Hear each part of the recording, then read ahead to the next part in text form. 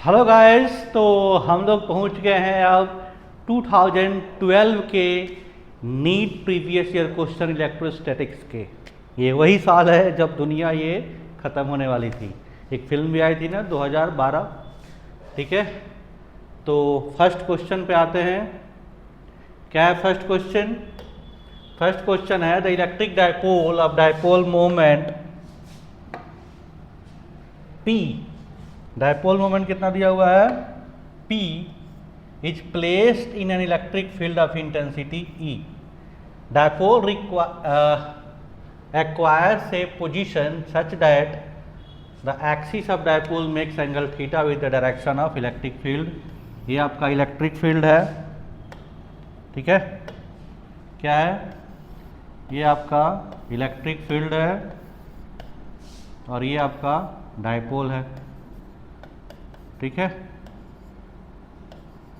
और ये angle question में कहा गया है कि थीटा है, ठीक है। Assuming that the potential energy of dipole to be zero.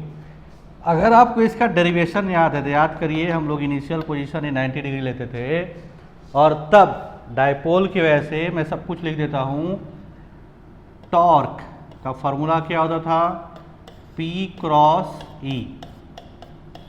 इसका मतलब क्या होगा? PE साइन, अगर आप इसका स्केलर फॉर्म में लिखेंगे, ये ऐसे लिखो, अगर स्केलर फॉर्म लिखोगे तो ये टाउ इक्वल टू आ जाएगा PE साइन थीटा, ठीक है। जो पोटेंशियल एनर्जी आती थी माइनस P डॉट E और इसकी वैल्यू आती थी माइनस PE कॉस थीटा।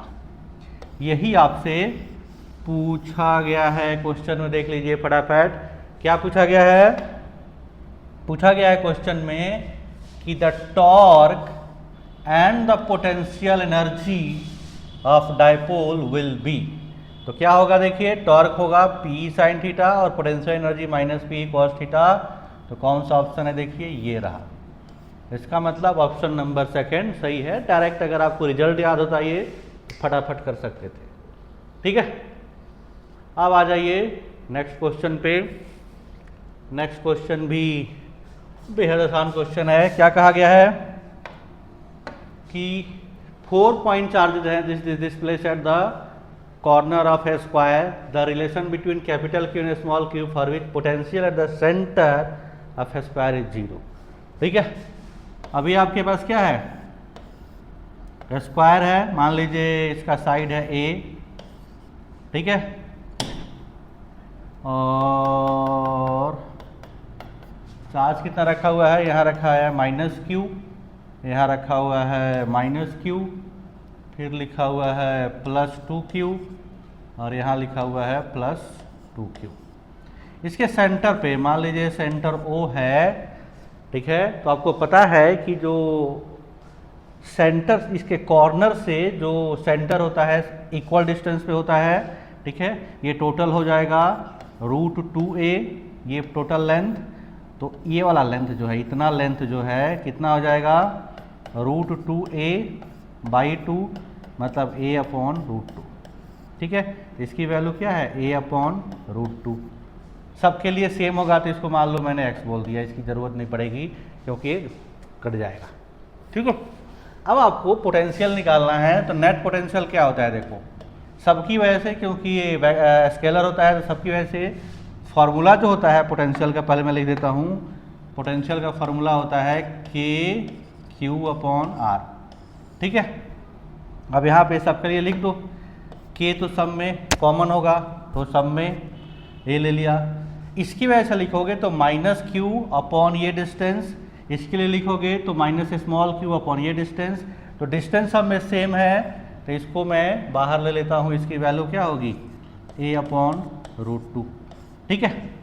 अब यहाँ पे क्या आ गया? देखो यहाँ पे आएगा माइनस Q, इसकी वजह से माइनस Q, इसकी वजह से प्लस 2Q और इसकी वजह से plus 2Q, that is equal to 0। अब ये क्योंकि ये मल्टीप्लाई में है तो उधर जाके 0 हो गया, तो यहाँ से आप क्या कर देंगे? बच क्या गया आपके पास? बच गया Q plus Q equal to 0, इसका मतलब Q क्या होना चाहिए, माइनस Q के इक्वल होना चाहिए। तो ऑप्शन कौन सा हो जाएगा आपका, सामने ही दिख रहा है, ऑप्शन नंबर सेकंड। ठीक है, आपको पता होना चाहिए बेसिकली, अगर आप टोटल पोटेंशियल जो होता है सिग्मा के क्यू आई अपॉन आर आई होता है, ये क्या होता है, स्केलर समेशन होता है, इसलिए हमने सबको ऐड किया था। ठीक है, चलिए आ जाइए नेक्स्ट क्वेश्चन पे। नेक्स्ट क्वेश्चन क्या है, ये भी डायरेक्ट है। क्वेश्चन कहा गया है कि what is the flux through a cube of side A if point charge is of Q is placed at the corner. ठीक है, जब हम लोग गॉस लॉ पढ़े थे तो इस टाइप के क्वेश्चन करते हैं कि अगर आपके पास ऐसा क्वेश्चन आ जाए, जैसे ऐसा क्वेश्चन भी आता है कि एक हेमिस्फीयर है मान लीजिए, ठीक है, और यहाँ पे आपने चार्ज रख दिया है, तो आप क्या करते थे, इसको क्लोज करते थे। ठीक है, क्लोज करके इस टोटल की वजह से charge Q upon epsilon not होगा, तो इसकी वजह से charge Q upon 2 epsilon not हो जाता था, याद करिए। वैसे ही जब ये चार्ज कॉर्नर पे रखा जाता है तो आपको 8, देख लीजिए मैंने यहाँ बनाया हुआ है, 8 और आपके क्या बोलते हैं क्यूब लगता है इसको इनक्लोज्ड करने के लिए। फिगर बनाने में टाइम लगता है इसलिए मैंने पहले ही बना दिया है। देखिए एक अगर क्यूब है तो इसको ढकने के लिए, पूरा क्लोज करने के लिए, जैसे यहाँ आपको साफ साफ दिख रहा है कैसे क्लोज किया जा रहा है, वैसे इसको क्लोज करने के लिए टोटल 8 क्यूब लगेंगे, 8 क्यूब्स लगेंगे। ठीक है, और 8 क्यूब्स मिलके, दैट मीन्स 8 क्यूब मिलके Q upon epsilon not flux create करेंगे। तो 8 क्यूब की 8 की वजह से क्या हो जाएगा, क्यू अपॉन 8 एप्सिलॉन नॉट। ये चीज़ें जो हैं आप प्रैक्टिस में जब रखेंगे, खास करके जो गॉस लॉ में है, तो आप बिना सॉल्व किए भी इसको लिख सकते थे। इसका आंसर क्या हो जाएगा, ऑप्शन नंबर 3। ठीक है, क्यू अपॉन 8 एप्सिलॉन नॉट। ठीक है, आसान क्वेश्चन था, ये सब जनरल आने वाले क्वेश्चन हैं। ठीक है, अगर प्रैक्टिस में रहेगा तो आपको सॉल्व करने की भी ज़रूरत नहीं पड़ेगी। ठीक है, अब यहाँ आ जाइए, यहाँ क्या है, 2 metal spheres of radii this and this. ये है बेसिकली चार्जिंग बाई कंडक्शन का। अगर 2 है, आपने इसको ऐड कर दिया, मान लीजिए इस पे चार्ज Q1 है और इस पे चार्ज Q2 है, इसका रेडियस R1 है, इसका रेडियस R2 है। इनिशियली जब नहीं कनेक्ट था, मान लो इस पे कनेक्ट नहीं था, तो चार्ज Q1 और Q2 था। जब हमने क्या किया, कनेक्ट कर दिया, ठीक है, हमने इसको कनेक्ट कर दिया, तो इस पे चार्ज मान लो Q1 डैश और Q2 डैश आ गया। तो हमारे पास फॉर्मूला होता है Q1 dash equal to QR into R1। QR क्या है, चार्ज पर यूनिट रेडियस, मतलब total charge Q1 plus Q2 upon R1 plus R2 into R1। ठीक है, सिमिलरली Q2 डैश क्या हो जाएगा, Q1 plus Q2 upon R1 plus R2 into R2। ठीक है, अब क्वेश्चन में कहा गया है कि आपको final charge on bigger block निकालना है। ठीक है, तो बिगर ब्लॉक कौन सा है, जिसका रेडियस 3 सेंटीमीटर है। तो यहाँ सॉल्व कर लीजिए, क्या आ जाएगा, ये Q1 कितना है, -1 इंटू 10 टू द पावर -2, और ये है 5 into 10 to the power -2 upon, ये किस में हो गया, कूलम में। ठीक है, अपॉन रेडियस कितना है, 1 सेंटीमीटर और 3 सेंटीमीटर, तो आ गया 4 सेंटीमीटर, और बिगर वाले की वजह से निकालना है तो आ गया 3 सेंटीमीटर। ठीक है, अब यहाँ देख लो सॉल्व करके क्या आ जाएगा, आपके पास ऊपर है 5 और ये -1, तो आ गया 4 into 10 to the power -2 upon 4 centimetre, ये कूलम में है, इंटू 3 सेंटीमीटर। ठीक है, तो ये 4 से 4 कट गया, सेंटीमीटर कट गया, ये क्या आ गया, 3 into 10 to the power -2 coulomb.